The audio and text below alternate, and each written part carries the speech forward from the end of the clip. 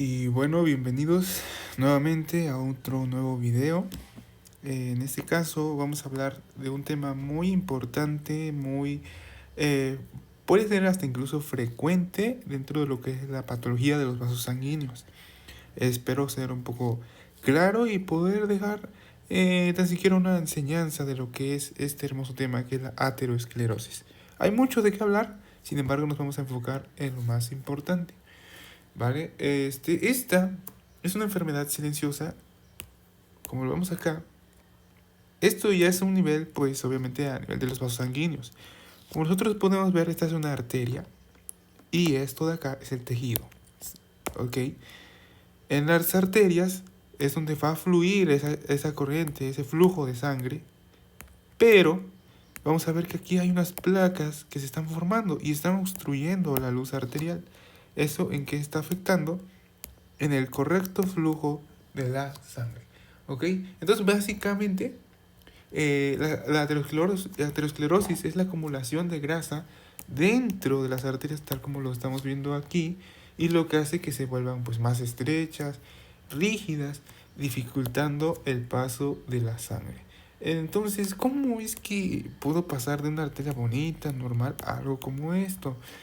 Y todo empieza pues obviamente con daño en la pared de la arteria, llamado endotelio, que es esta capita más interna de lo que es la arteria, ¿sale?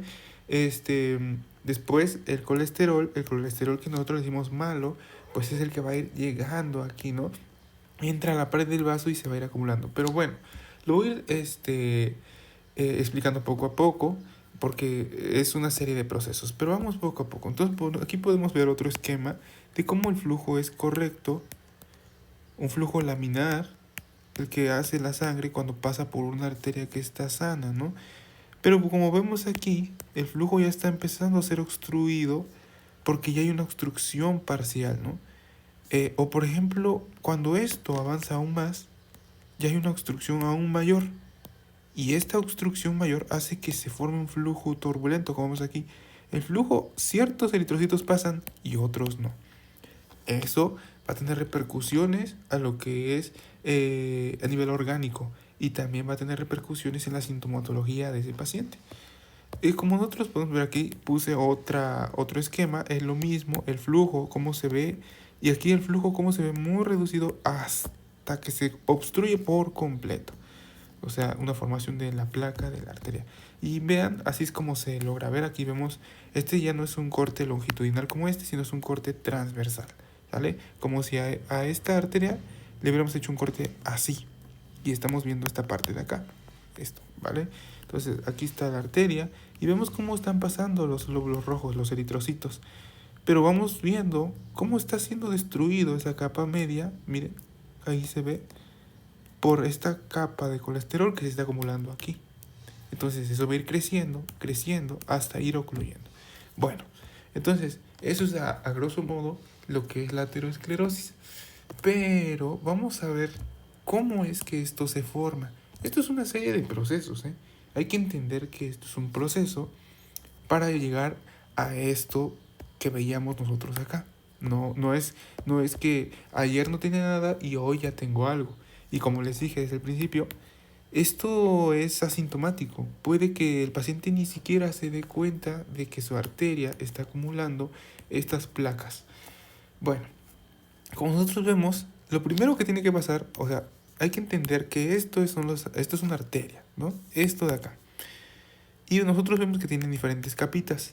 Está la adventicia, la media, que básicamente es músculo, lo que hace que la arteria pueda contraerse, la íntima y el endotelio.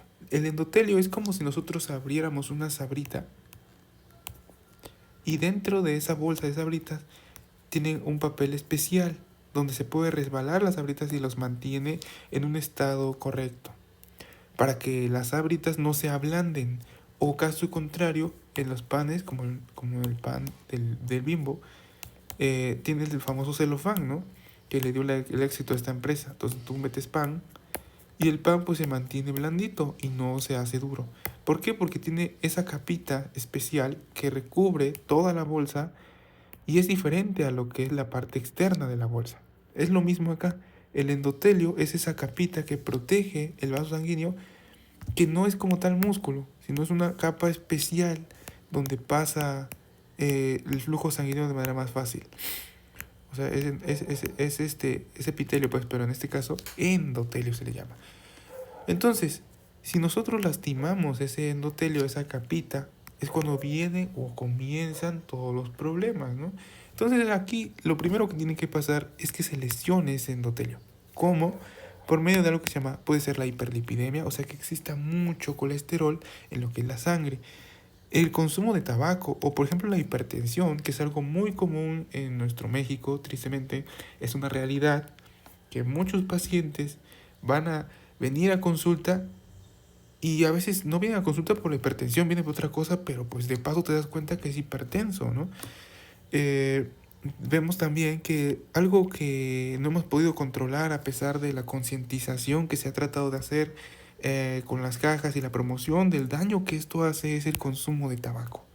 A pesar de todo lo que se ha hecho, campañas y todo, el consumo de tabaco sigue y pues seguirá tal vez.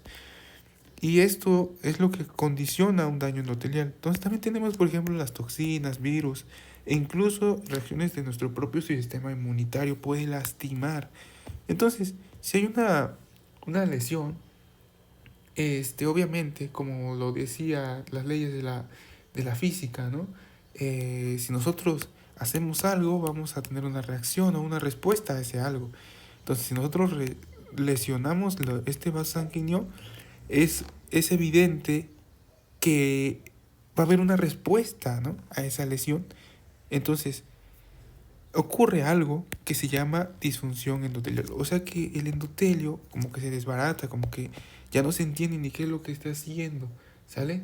Entonces es ahí cuando el endotelio permite que entren sustancias, y una sustancia muy importante que va a permitir que entre, que es la condicionante de esto, o sea, va a entrar al endotelio y se llama LDL. Lipoproteínas de baja densidad. Estos se van a adherir a lo que es estas partes de aquí, a la pared del vaso, ¿ok? Y van a venir igual para adherirse estas células de acá, que son los monocitos. Estos son precursores de los macrófagos. Pero ¿para qué vienen o se reclutan estos soldaditos de aquí? Pues precisamente para venir y comerse esa lipoproteína que está entrando. Como vemos aquí, eso, y se los empiezan a comer, y ven dentro de esas celulitas se están comiendo esa lipoproteína, tratando de hacer algo en contra de todo lo que está ocurriendo, ¿no? Bueno, entonces ocurre eso, como vemos aquí, estos macrófagos, aquí ya se forman macrófagos, ya no son monocitos, sino macrófagos, se comieron parte, porque no todo, parte de esto, de ese colesterol, y como vemos, se llenan de grasa. Por eso esos macrófagos se llaman macrófagos espumosos, porque se ven así como llenos de grasa. Entonces, prolifera el músculo liso, el colágeno, matriz extracelular, y se forman así estos ateromas. Es un ateroma fibrograso, ¿sale? Y como vemos, esto va a ir protruyendo lo que es la luz y obviamente va a influir en el flujo sanguíneo. Como vemos aquí en esta imagen está un poquito más compleja, pero a grosso modo lo que quiero explicar es que hemos venido escuchando desde siempre que hay un colesterol bueno y hay un colesterol malo, ¿no? El colesterol, lo que se le dice, el colesterol malo es aquel que va del hígado a los tejidos, y el colesterol bueno es aquel que lo recoge de los tejidos y lo vuelve a llevar al hígado. En este caso, el colesterol malo es el LDL de baja densidad. ¿Qué hace? Pues ese colesterol está en el hígado, lo lleva aquí a lo que son los tejidos y entra, tal como yo lo explico aquí, entra aquí a la respuesta a la lesión, entra y empieza a acumularse. Y como vemos, hasta llegar a un tope donde ya es demasiado, pues. Esto puede ocurrir en desregulaciones cuando es más LDL que HDL. Entonces, ok. ¿Esto en qué nos va a afectar? Como ya dije, miren cómo se va ocluyendo la pared arterial y va a tener una repercusión en daño orgánico, En daño orgánico. Porque obviamente todos nuestros órganos necesitan de algo que se llama oxígeno. Y el oxígeno viene aquí, en estos glóbulos rojos. Entonces, es evidente que para que este órgano esté oxigenado debe haber un flujo constante de sangre, ¿no? Y si se detiene ese flujo, ¿qué va a ocurrir? Es como si tuviéramos grandes hectáreas o por lo menos un campo y de sembradíos. Hay un flujo de agua corriendo para regar nuestras plantas. Pero ¿qué pasa si ese flujo lo detenemos por una semana? Obviamente se va a ver el daño que van a recibir estas plantas, ¿no? Perdón. Y va a haber repercusión. Entonces, en cuanto al órgano es lo mismo. Vamos a tener daño orgánico. O sea, el flujo va a disminuir. Como vemos aquí, le está costando pasar. Entonces, por lo tanto, el oxígeno que llega a este tejido va a disminuir. Y eso va a producir isquemia. O sea que se va a estar muriendo, pues, lo que es el órgano. O por ejemplo, algo muy importante es el infarto de miocardio. Como vemos, se tapan las arterias coronarias, una de las arterias más importantes de lo que es el flujo sanguíneo cardiovascular, y el corazón no recibe el flujo o aporte necesario y para su contracción, para su trabajo.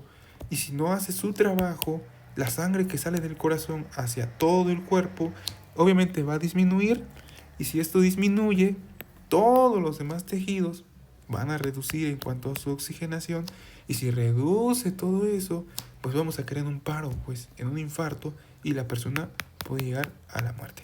Entonces vemos la repercusión, o vemos qué tan grave puede ser esto.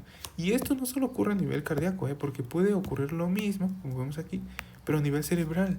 Entonces esto va a dar un evento vascular, pero va a dañar lo que son, va a haber se va a desangrar, pues, ¿vale? Entonces, va a haber daño en todo lo que es el tejido cerebral, y obviamente si hay daño aquí, va a haber daño pues en la calidad neurológica de nuestro paciente, ¿sale? Entonces esto puede ser mortal, ¿eh? Entonces es importante recalcarlo. Ahora, ¿cuáles son los principales factores de riesgo modificables que nos pueden condicionar o llevar más fácil a todo esto? Uno, pues es la hiperlipidemia, o sea, la concentración excesiva de lípidos, los cuales van a formar colesterol, y el colesterol puede convertirse a esto que habíamos dicho, LDL, ¿sale? Entonces esto nos puede condicionar si está en exceso. La hipertensión también, lo que es el consumo de tabaco, como yo lo dije antes, diabetes mellitus. ¿Por qué? Porque todo esto puede dañar lo que es el endotelio, ¿vale? Entonces hay otras cosas adicionales como es la inflamación, el síndrome metabólico, que se compone por un buen de cosas, pero pues básicamente está asociado a obesidad, hipertensión, dislipidemia, resistencia a la insulina, un estado proinflamatorio. Entonces todo eso condiciona a que se forme pues esta placa, y si esta placa se rompe, forma un trombo, viaja y puede llegar acá al cerebro. Eso es una de las complicaciones. Pero pues ese es el proceso para pasar de algo limpio y bonito a esto de acá. Eso es un poco de lo que es la aterosclerosis. Espero un poco nos hayamos quedado, espero les haya gustado. Gracias y nos vemos en el próximo video.